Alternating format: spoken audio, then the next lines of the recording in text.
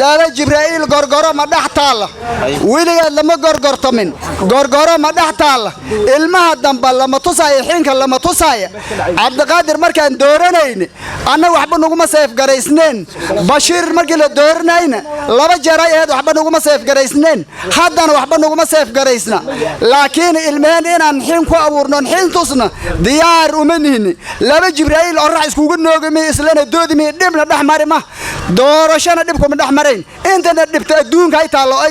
Jibraa'iil hadiisa dib ka dhaxdhicma horta saasaan aaminsana hada dadka naga maqano yar oo la sheegana dawladdan yar oo si dhamaanay waqtigeeda dhamaysan hayaan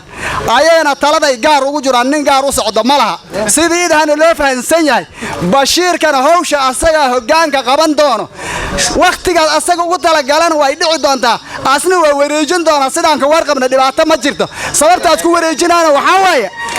ilmaha xin ma tusaya ninka madaxa umada xin tuso oo xin u arkaca ayatiinkiisa halayna asaga waxaad rabaa inaad biridad noo keenaad rabaa inaad soo noqdaad rabaa xin hadaas abuur xina abuur ma shanta sana waa soo dhameystay xin ma abuuraya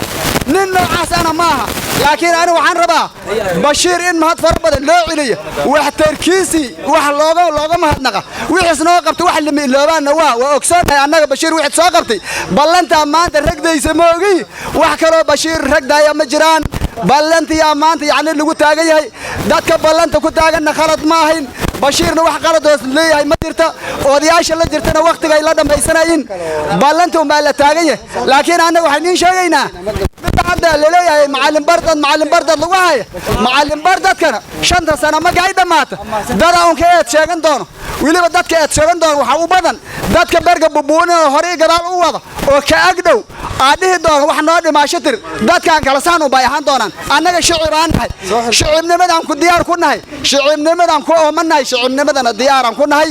waxa soogatiin dhulkan dadka ku dhib qaba nin sheega maqla hadii jeer dadka ku raadidil oo dhibaatada ka jirta nin sheegayna waxa way bilcaanta aan la taxgilinaynin oo waxba loo ogeeno mar walba dhibaatada qabta horta xageeda loo jeesta dadkan wixii cagagsan karaan waa cagagsadeen